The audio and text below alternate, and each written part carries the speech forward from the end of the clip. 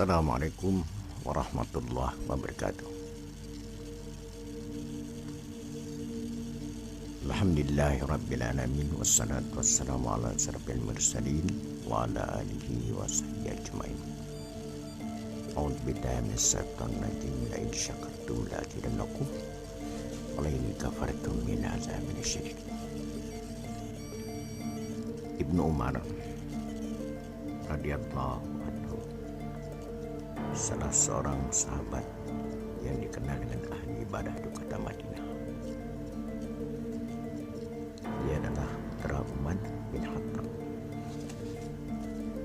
Beliau pernah berkata, di akhir zaman, amalan yang kian susut dari umat Islam ialah lantunan bacaan Al-Quran di waktu malam dan salat malam atau tahajud. Ternyata pendapat beliau itu di era kita ini sudah terasa. Kenapa orang tidak tertarik lagi untuk membaca Al-Quran waktu malam?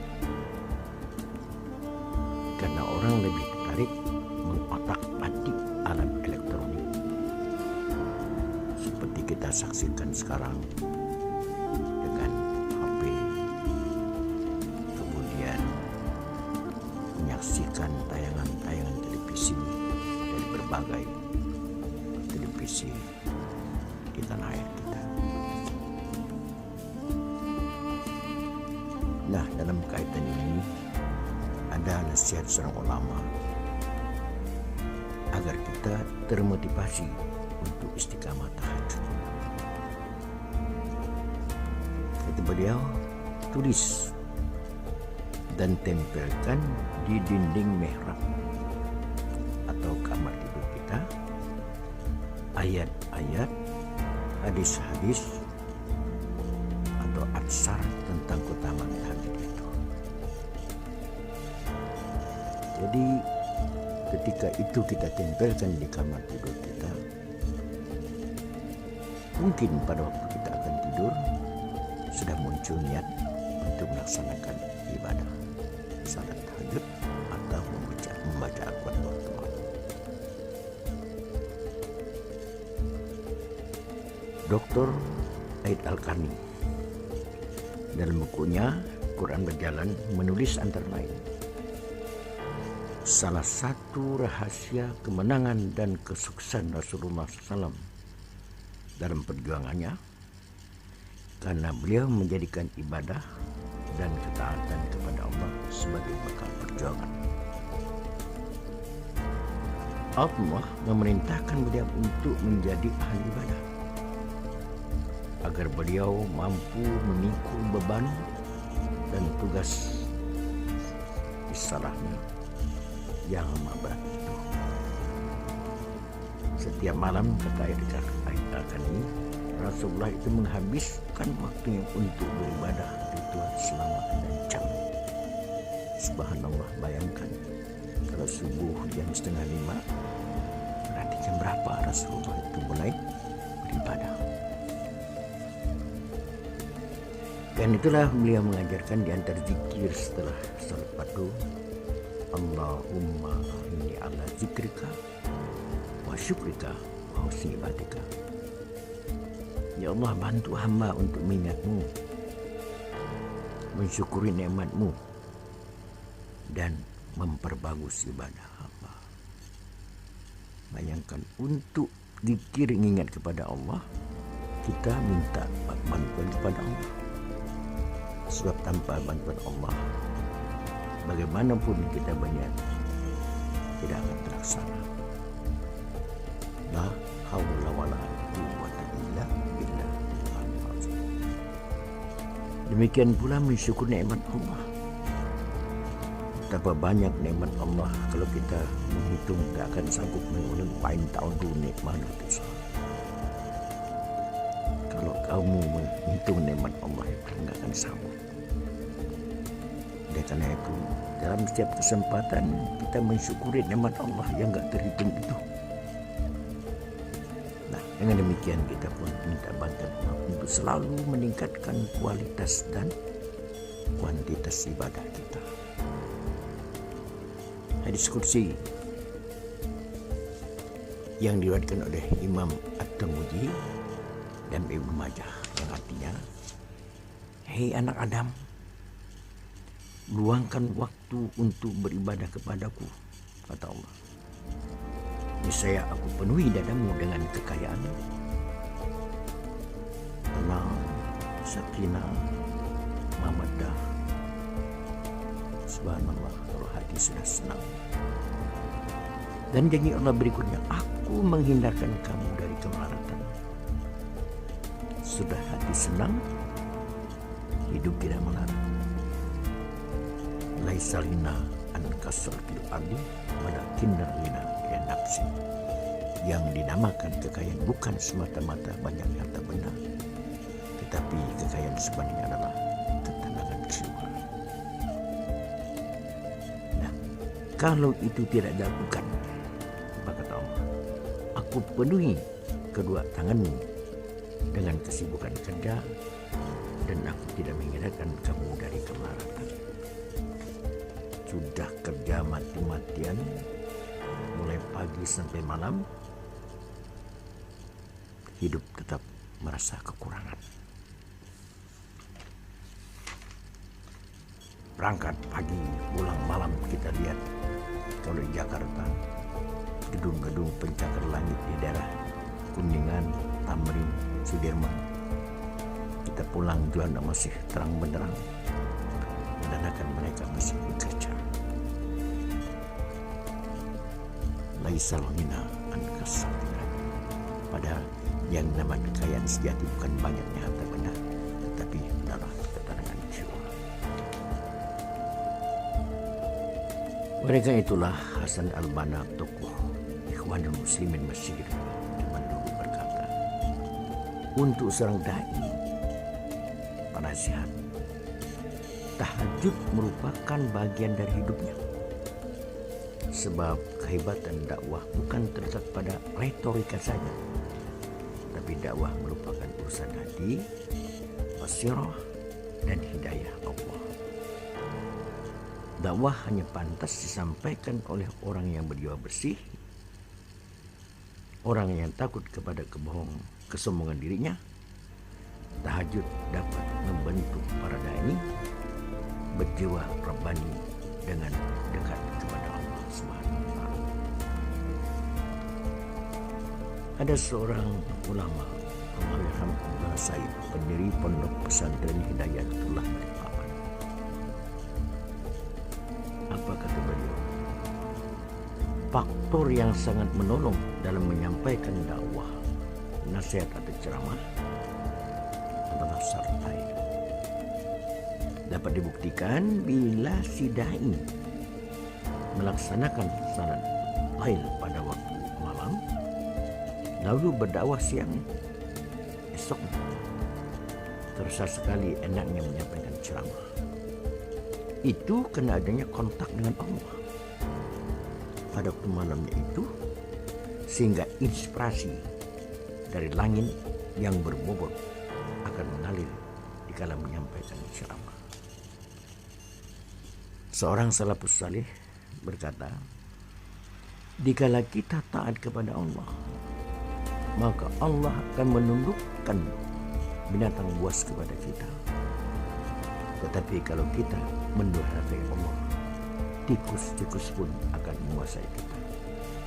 Contoh, Malik bin Dinar, ulama besar pada zamannya. Kata beliau, aku tertidur di bawah sebuah pohon dalam satu kebun. Lalu terbangun. Kulihat ada seekor ular yang mengambil bunga dengan mulutnya. Dia menghalau lalat dan nyamuk dari wajah. Subhanallah. Bayangkan, ular yang kita takuti malah membantu mengusir nyamuk dan lalat di wajah ulama besar Sufi Malik bin Dinar.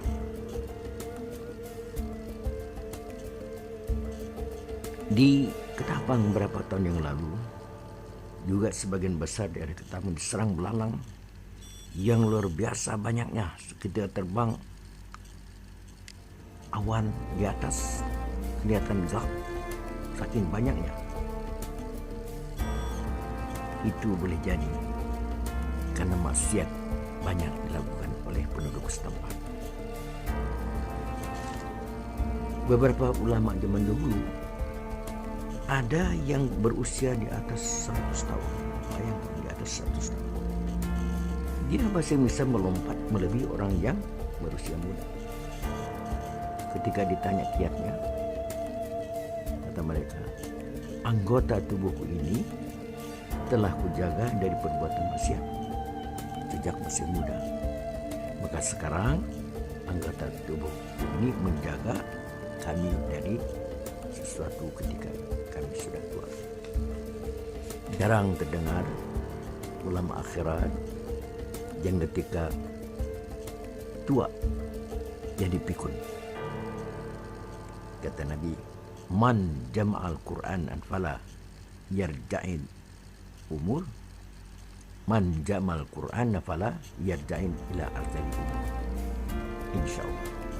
Artinya orang yang istiqamah membaca, mentadaruskan Al-Quran gak akan sampai menjadi tua pikun. Insyaallah.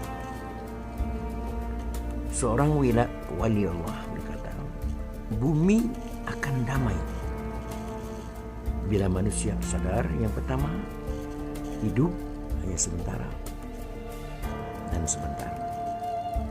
Yang kedua, kematian pasti menjemput kita. Dan ketiga, yang bisa membela di hadapan Allah hanya iman, takwa, dan amal saleh.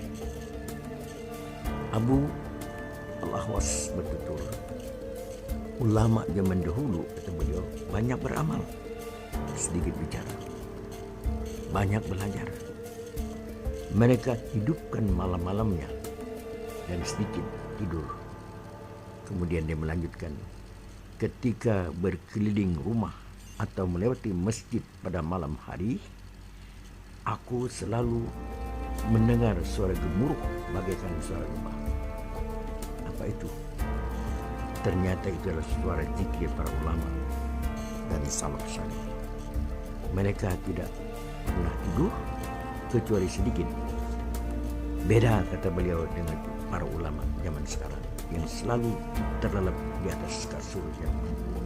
Itu kata Abu Al-Ahwas, ulama zaman salafus saleh. Rasulullah SAW bersabda, tidurlah sejenak kamu sekalian di siang hari, karena sesungguhnya setan tidak pernah tidur. Jadi kita dianjurkan oleh Rasulullah SAW tidur di siang walaupun sebentar. Ketika umpamanya kita di meja tersangantuk, biar 5 atau 10 menit membedakan kita dengan syaitan, karena syaitan tidak pernah tidur. Hadis riwayat Tabrani. Rasulullah SAW bersabda, barang siapa yang menyiapkan dirinya menempuh satu jalan untuk menuntut ilmu, walau hanya sedikit, setiap langkah yang ia lalui akan dibalas oleh Allah dengan kemudahan langkah menuju surga. Dan sungguh para malaikat membentangkan sayapnya meridai dan menaungi para penuntut ilmu. Hadis riwayat Bukhari, Ibnu Majah, dan Ibnu Dawud. Apalagi khusus menuntut ilmu mengenai tahajud sehingga memudahkan dia untuk bangun malam. Kemudian setiap malam kita selalu mendengar suara ayam. Apa kata Nabi SAW? Apabila kamu mendengar suara keledai atau anjing menggonggong di malam hari, maka hendaklah kamu memohon perlindungan kepada Allah dan daripada syaitan.